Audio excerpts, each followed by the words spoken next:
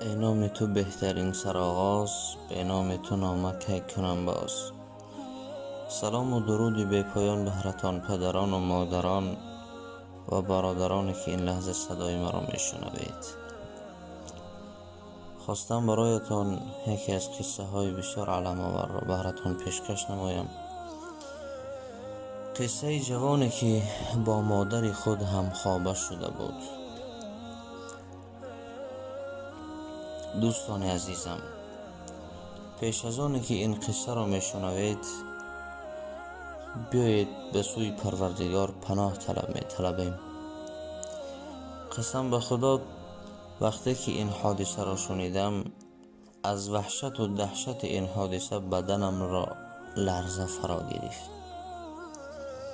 جانی برادر، با دقت باش. مگر مردی بود که صاحب زن و صاحب 3 فرزند بود. کاری بدش این بود که مینوشی را بس کردن نمیتوانست. مادرش همیشه نصیحت‌های خوبش میکرد که فرزند عزیزم، هیچگاه مینوشی مکن، زیرا عاقبت به هلاکت میرسی و شرمنده و رسوا میشوی.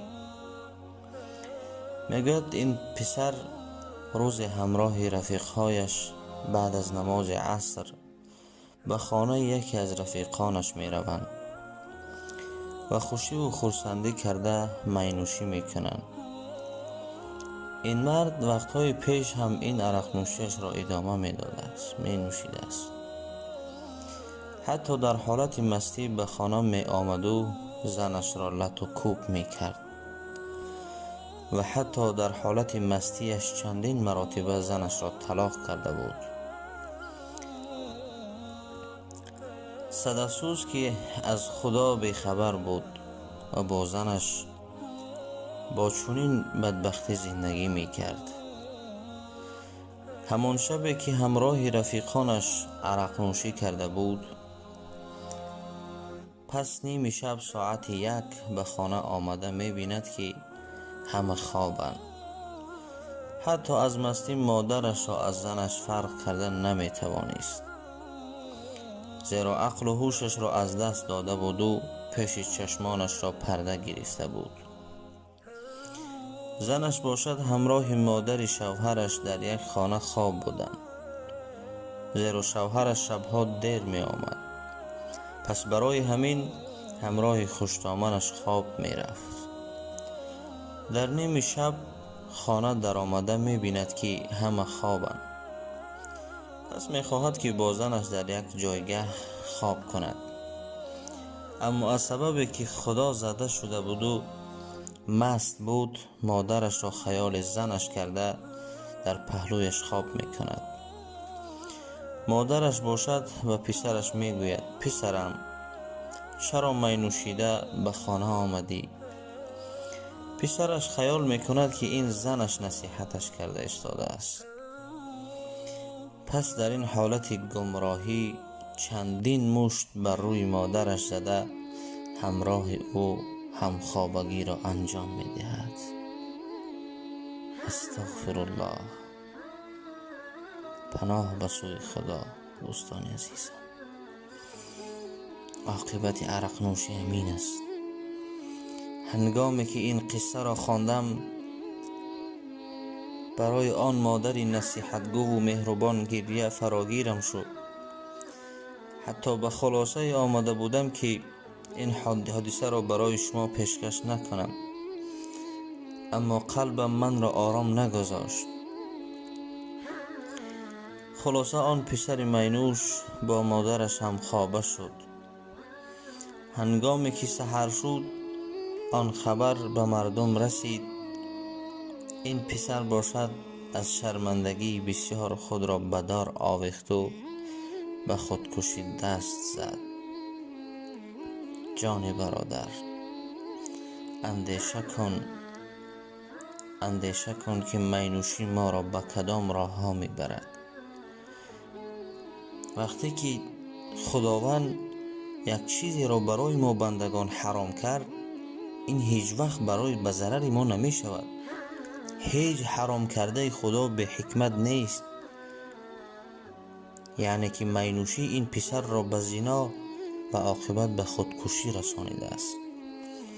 از همه بدبختی این حادثه این است که او را بعد مردنش مولای محلهشان جنازه نکرده است.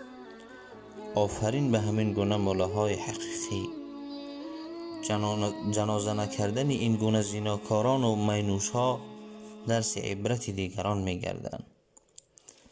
صد افسوس که این حادثه ها در نظر مردم مسلمان یک واقعه عادی می تابند. صد افسوس، شاعر می گوید یک نکته بس است اگر شعور است، ورنه چو چراغ پیش کور است. دوستان عزیزم،